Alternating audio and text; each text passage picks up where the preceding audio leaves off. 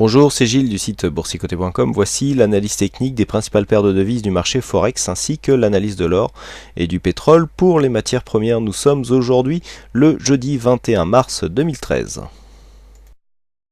Et nous commençons tout de suite cette analyse par l'euro-dollar. Donc pas grand chose de neuf, hein. On est toujours dans la même zone d'évolution avec ici ce point haut qui s'est confirmé. Donc on est venu un peu plus attaquer ici la moyenne mobile 20 exponentielle, presque un contact ici avec la moyenne mobile 50, mais on est redescendu donc sur cette fameuse zone des 1,2886. Donc pour l'instant rien de neuf. On est toujours dans la continuité d'une phase évolutive baissière, hein, puisque nous avons ici des plus bas, toujours de plus en plus bas. Là, le point haut significatif n'a pas marqué de nouveau plus haut, donc pas d'invalidation de mouvement. Le MACD s'est retourné. On a des oscillateurs qui sont assez neutres, hein. On a très peu d'incursions ici en territoire d'exagération, que ce soit la hausse ou la baisse. Donc le MACD ici nous confirme une possible phase de baisse à venir qui pourrait déboucher donc sur une cassure de cette zone des 1,2885 avec un prochain contact en objectif des 1,2835. Donc pour l'instant, pas grand chose de nouveau donc sur le front de l'euro-dollar, toujours ici dans cette continuité légèrement baissière, donc moyen long terme, rien de neuf à signaler. Donc il faudrait une hausse ici au-dessus du dernier point haut significatif, à savoir les 1,2995 pour venir ici commencer à invalider la poursuite de ce mouvement baissier. Et on continue avec le câble, donc avec cette confirmation de mouvement haussier. Alors j'avais une petite préférence haussière, hein, sur ce titre, ne serait-ce que pour le placement ici de cette moyenne mobile par rapport au cours. Donc ça se confirme, hein. Nous avons donc une confirmation de cette phase de sortie. Donc phase de sortie ici de cette tendance baissière presque moyen long terme, hein, au moins moyen terme, avec donc confirmation donc par cassure de cette résistance. On imprime une dynamique ici qui vient chercher un récent point haut significatif de cette tendance, hein. C'était la dernière zone de contact avec ici la résistance baissière.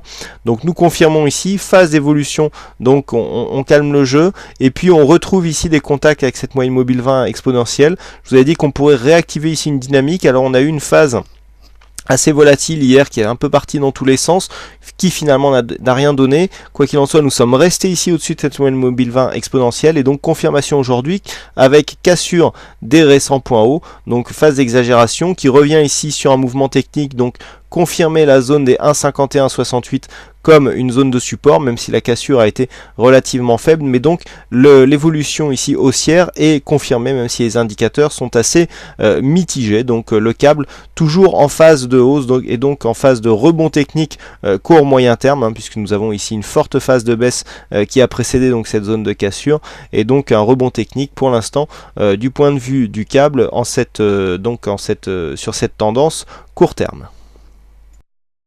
Nous continuons sur le dollar yen avec donc une tendance qui confirme ici une phase d'évolution horizontale. Alors nous avons eu ici une sortie de dynamique par cassure de cette zone de support haussière. Donc on a cassé, on est venu marquer un nouveau plus bas et puis depuis la dynamique tarde à se mettre en place, hein. Je vous avais dit qu'ici la dynamique était plutôt faible. Alors on est venu tout simplement casser la zone de baisse ici court terme, on est venu marquer une phase d'exagération. La zone ici, une moyenne mobile 20 exponentielle, n'a pas du tout joué le rôle de support escompté pour réactiver ici une tendance haussière. On est revenu ici tester la précédente zone de point bas, donc l'évolution horizontale, donc en sortie de tendance haussière, est en train de prendre tout son sens, même si nous assistons maintenant à une cassure. Alors attention, dans ce cas là, si on venait casser cette zone de point bas, puisqu'on est en train d'imprimer une bougie a priori assez négative et donc surtout assez dynamique sur le dollar yen. Donc si on venait casser ici la zone des 94,30, nous aurions un objectif de 94 qui confirmerait donc une évolution légèrement baissière, puisque depuis la sortie en dynamique, nous aurions ce dernier point haut significatif, hein, ici un point haut, ici un point haut baissier, deuxième point haut baissier ici, et donc le fait de casser ici cette zone des 94,30 nous imprimerait un nouveau point bas par rapport à celui-ci. Même si la dynamique est faible, on serait du coup en tendance baissière. Alors pour l'instant, pas assez dynamique pour vraiment confirmer à cette phase baissière une consolidation, mais si on trace Alors dès que j'aurai retrouvé voilà, les retracements de Fibonacci, si on trace les retracements de Fibonacci donc sur les plus bas et plus hauts de cette tendance, voilà, nous apercevons que nous approchons là ici de cette zone des 38,2, donc cette zone de point bas ici est la zone des 38,2. Le fait de venir casser ici nous donnera un objectif à 93,79 qui est le retracement à 50% de cette tendance avec une possibilité de retournement ici entre 93,79 et 93,10. Hein, donc voilà ce que l'on peut dire pour l'instant sur le dollar yen avec ici cette phase baissière qui est bien accompagnée par les indicateurs techniques. Et on continue sur les matières premières donc avec l'or. Donc l'or qui, eh bien avec lequel nous attendions ici une phase de test avec cette zone de résistance oblique baissière. Donc le test est en train de s'effectuer. Je vous avais dit que on était ici sur une zone plutôt haussière avec ici cette moyenne mobile 20 exponentielle, vous voyez, qui joue bien ici son rôle de support. On a encore joué le support ici en UT 4 heures en fin de séance donc hier soir. Donc pour l'instant, cette moyenne mobile ici que l'on voit montante est toujours en rôle de support qui porte ici la cassure de la résistance, qui pourrait projeter l'or dans une poursuite de cette tendance haussière, voire même une accélération sur la cassure de cette résistance qui pourrait accélérer la dynamique. Donc l'or confirme ici son mouvement haussier. Nous étions dans une phase de baisse ici plutôt baissière, donc vous voyez avec cette dynamique ici qui est bien portée par la résistance, mais bon, il y a encore du chemin pour réellement inverser la tendance. Alors le fait de casser cette résistance va nous donner un prochain test intéressant ici sur la zone des 1617 dollars l'once. Hein. C'est vraiment cette zone qu'il faudrait casser avec force. Pour l'instant on voit qu'on a du mal, mais au vu des indicateurs techniques, on voit ici le surachat qui commence à être visible sur le RSI, mais le stochastique et le MACD nous laissent encore un bon potentiel.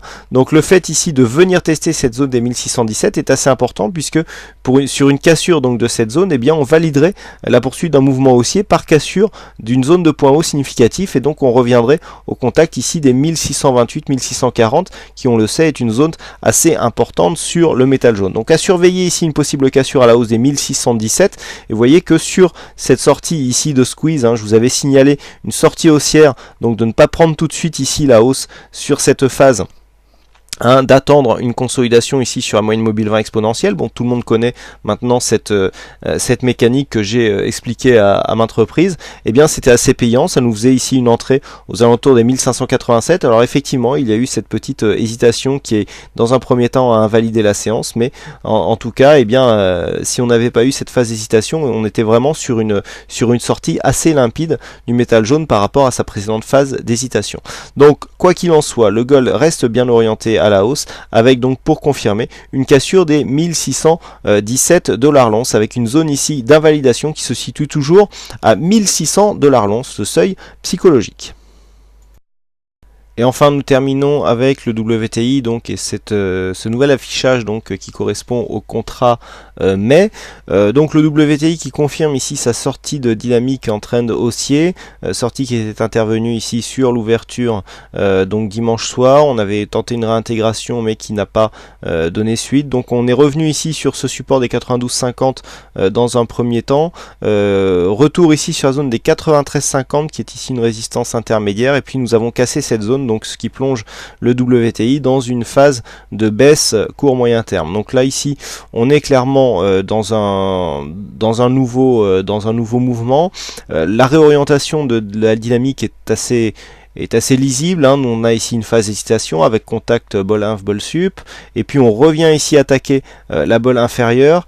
Ici, moyenne mobile 20 exponentielle qui commence à jouer le rôle de résistance. On confirme avec un nouveau contact. C'est donc bien un changement de tendance. Donc le WTI s'inscrit ici dans une nouvelle tendance baissière, avec donc comme objectif prochain ici la zone des 91,50 et à terme la zone des 90 dollars le baril. Voilà ce que l'on peut dire sur cette analyse technique Forex et matières premières. Il ne me reste plus qu'à vous souhaiter à toutes et à tous une bonne soirée. Bonne chance dans tous vos trades et on se retrouve dès demain pour d'autres analyses techniques en vidéo. Bonsoir à tous.